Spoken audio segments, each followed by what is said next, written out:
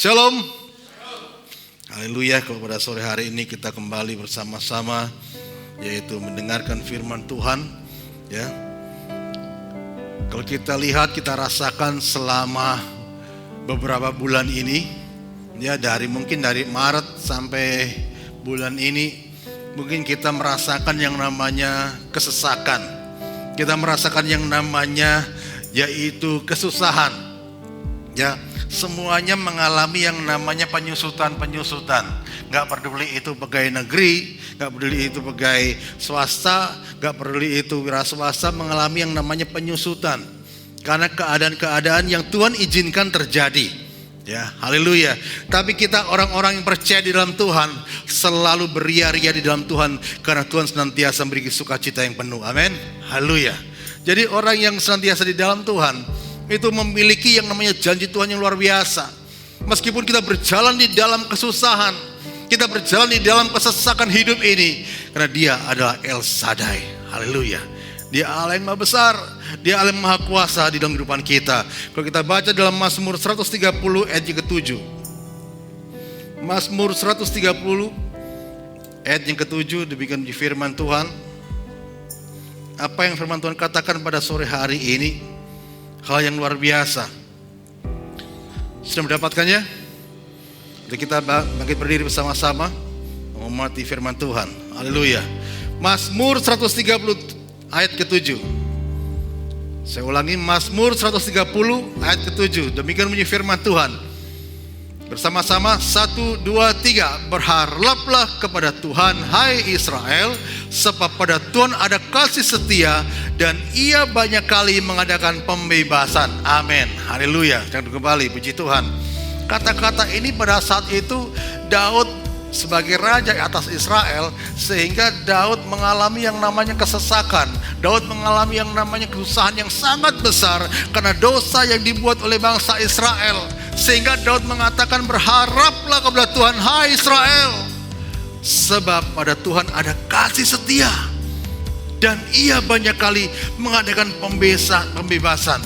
Sehingga latar belakang daripada penulisan dari Mazmur 130 ini dikatakan yaitu di latar belakangi, yaitu di mana kondisi penulis, kondisi pemazmur saat itu mengalami yaitu hopeless, tidak ada harapan. Karena apa? Suatu kesalahan di hadapan Tuhan, sehingga kesusahan besar itu terjadi saat itu oleh bangsa Israel. Sehingga yang terjadi adalah di mana bangsa itu mengalami kesusahan besar saat itu.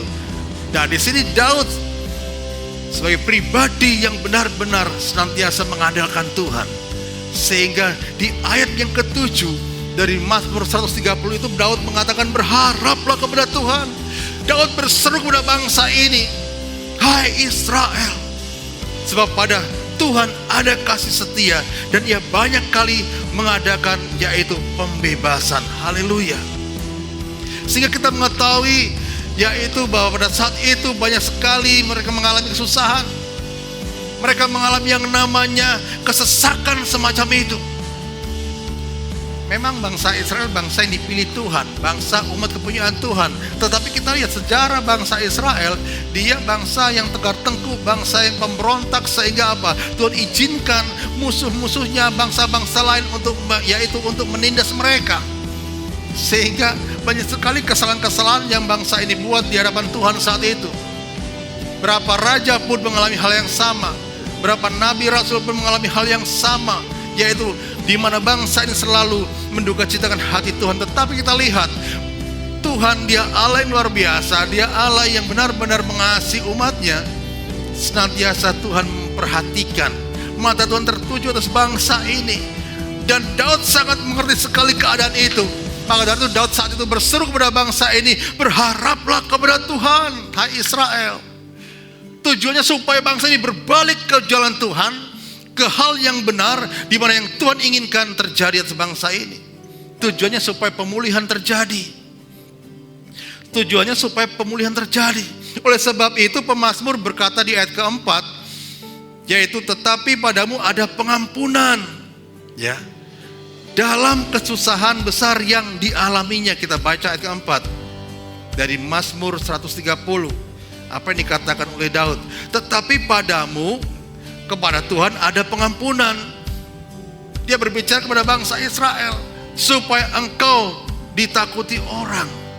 Supaya Tuhan ditakuti orang. Pengertiannya ditakuti itu adalah supaya bangsa ini menjadi bangsa yang taat kepada Tuhan, berbalik kepada jalan Tuhan yang benar, sehingga kesusahan yang dia hadapi, yaitu kesesakan yang dihadapi saat itu, mendapatkan kelegaan, jalan keluar daripada Tuhan. Itu yang Daud inginkan yang terjadi atas bangsa Israel saat itu.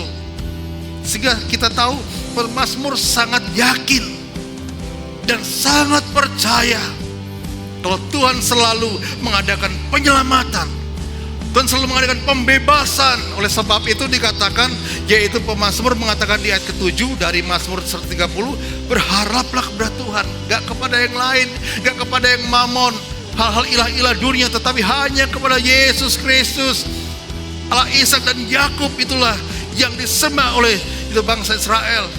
Dan dikatakan sebab pada Tuhan ada kasih setia, ada pengampunan, ada perhatian, dan ia banyak kali mengadakan pembebasan dari segala kesalahan umatnya, dan Tuhan tidak memperhitungkan kembali. Kalau kita lihat dari kisah daripada ini, ya, kita lihat dari kisah daripada yaitu pemazmur ini yang mengalami suatu kesesakan dalam hidupnya, kesesakan, kesusahan dalam hidupnya, karena bangsa ini mengalami banyak sekali kesalahan di hadapan Tuhan, dosa-dosa di hadapan Tuhan, sehingga Daud meminta pemulihan atas bangsa Israel. Mungkin kita pernah bahkan sering pada posisi yang seperti ini, posisi yang seperti dialami oleh pemazmur, posisi yang dialami oleh Daud saat itu. Seringkali mungkin tanpa sadar kita mengalami hal semacam ini ketika menghadapi masalah kehidupan yang berat secara manusia. Saya mau katakan, ketika menghadapi permasalahan yang sangat berat secara manusia, respon setiap orang itu berbeda-beda. Ada yang tetap semangat, yaitu terus berusaha mencari Tuhan, ada dalam hadirat Tuhan, dan tidak sedikit orang mudah sekali menyerah pada keadaan karena merasa sudah tidak kuat lagi menanggung beban hidup. Ya, karena secara manusia, kok berat ya beban hidupku ya, seolah-olah nggak ada jalan keluar, seolah-olah beban ini senantiasa menghimpit dan bertubi-tubi menyerang dalam diriku. Kita lupa jati diri kita, bahwa siapa diri kita, bahwa kita adalah milik Tuhan. Ya, kita adalah milik Tuhan. Sehingga kalau kita mengetahui kita milik Tuhan, tidak ada alasan untuk kita gampang menyerah dalam hidup ini. Ya, karena apa? Karena Dia Allah yang menyertai umatnya. Dia Allah El Shaddai, Dia Allah yang besar, Dia Allah yang berkuasa atas hidup kita, Dia Allah yang berdaulat atas hidupan kita. Dan Dia sanggup dan sanggup memberkati umatnya. Haleluya. Jika kita mau berusaha dan meminta pertolongan Tuhan,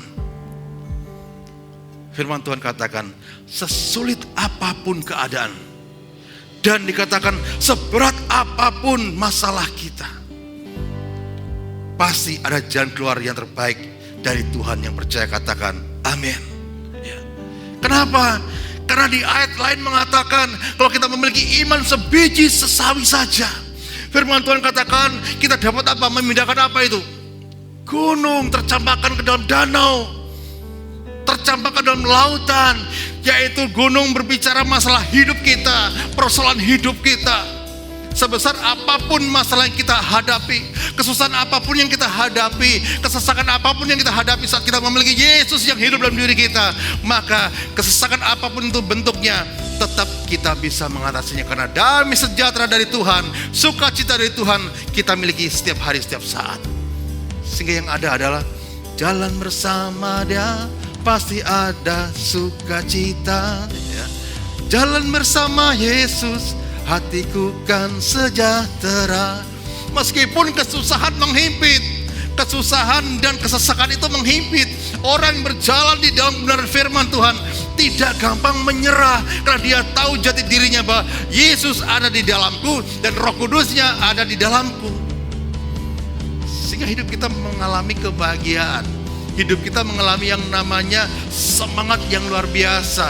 Karena dikatakan kita bukan orang yang terkalahkan, tapi firman Tuhan katakan kita orang yang lebih daripada pemenang. Jadi kalau kita mengatakan dan kita sudah tahu jati diri kita adalah lebih daripada pemenang, kita nggak ada alasan untuk menjadi orang yang senantiasa hidup di dalam kesusahan, hidup di dalam kesesakan, pasti Tuhan memberikan yang namanya kelegaan. Asalkan satu perkara, kita tetap ada di dalam hadirat Tuhan. Itu kuncinya. Sama halnya Daud, saat dia mengalami kesusahan besar, dia nggak datang ke ilah lain, dia nggak datang ke Mamon, tapi dia datang kepada Tuhan yang hidup. Sehingga Tuhan memberikan kelegaan demi kelegaan. Saya mau katakan akhir-akhir ini banyak orang bahkan tidak menutup kemungkinan anak-anak Tuhan juga mengalami kesusahan. Anak-anak Tuhan mengalami namanya kesesakan dalam hidup ini, dan mereka mengalami keputusasaan, seolah-olah tidak ada jalan keluar. Kenapa kok bisa terjadi semacam ini? Saya mau katakan karena hidupnya tidak berserah, tidak sepenuhnya berharap kepada Tuhan, masih memiliki kekuatannya sendiri, ya, mengandalkan kekuatannya sendiri. Aku bisa ngatasi kok, ya, karena aku masih mampu, aku masih kuat. Tuhan gak mikirin yang di situ, dan Tuhan tidak berkehendak yang seperti itu. Yang Tuhan minta di dalam setiap kehidupan umatnya, seperti yang tertulis di dalam ayat ke-5 dari Mazmur 130, yaitu aku menanti-nantikan Tuhan, jiwaku menanti-nanti, dan aku mengharapkan firman-Nya.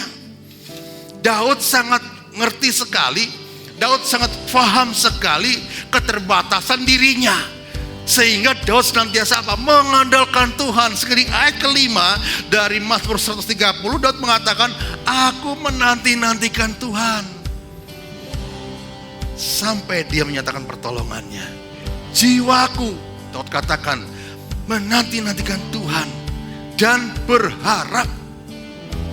Dia hanya berharap kepada firman-Nya.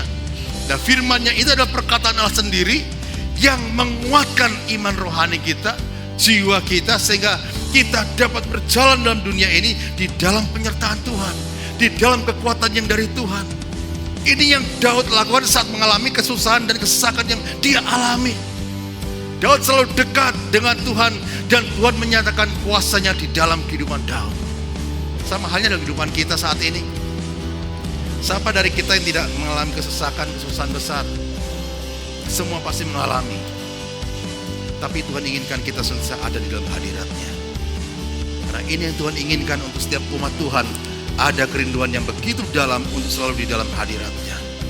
Hadirat-Mu Tuhan, ku rasakan, haleluya, selalu mengharapkan keterlibatan Tuhan dalam setiap pergumulan hidup ini.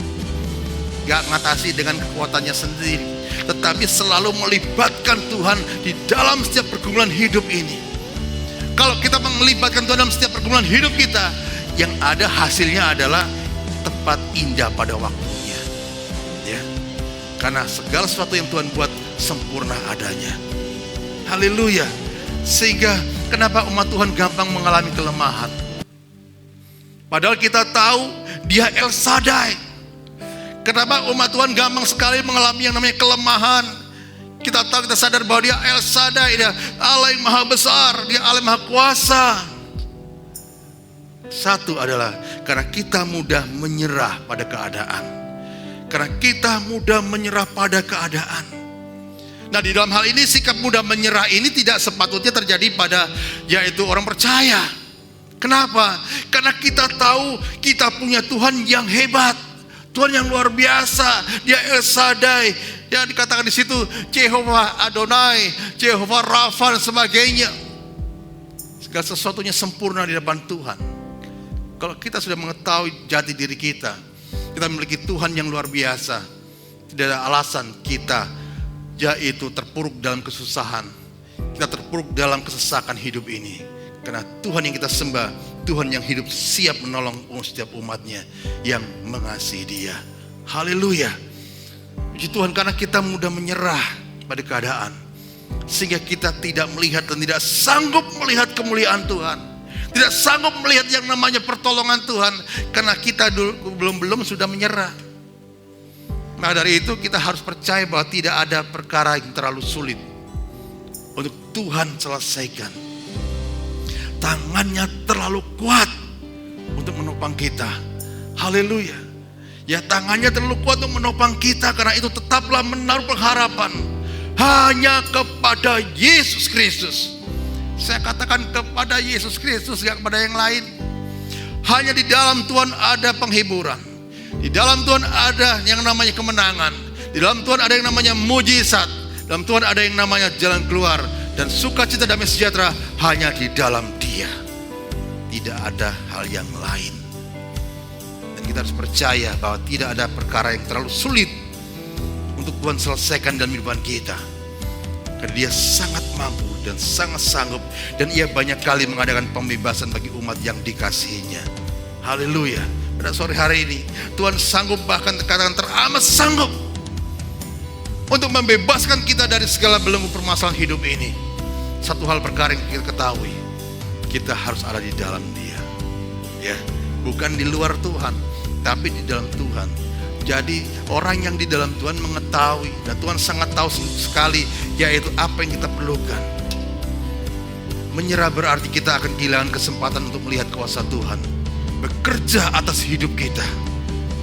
Menyerah berarti kita tidak mengerti bahwa di balik masalah, di balik kesusahan, di balik kesesakan itu ada maksud dan rencana Tuhan yang luar biasa, yang indah bagi kita. Sekarang tinggal kita, bagaimana kita menyikapi, meresponi akan firman Allah, meresponi akan apa yang Tuhan berkatakan pada sore hari ini. Yang Tuhan minta, janganlah engkau bimbang. Haleluya. Di dalam Mazmur 147 ayat 11 firman Tuhan katakan, Mazmur 147 ayat 11 firman Tuhan katakan, apa yang Tuhan inginkan dalam setiap umatnya. Dikatakan Tuhan senang kepada orang-orang yang takut akan Dia. Kata-kata takut itu saya artikan adalah orang yang taat akan Dia, orang yang setia akan Dia. Sehingga kepada orang-orang yang berharap akan kasih setianya. Haleluya.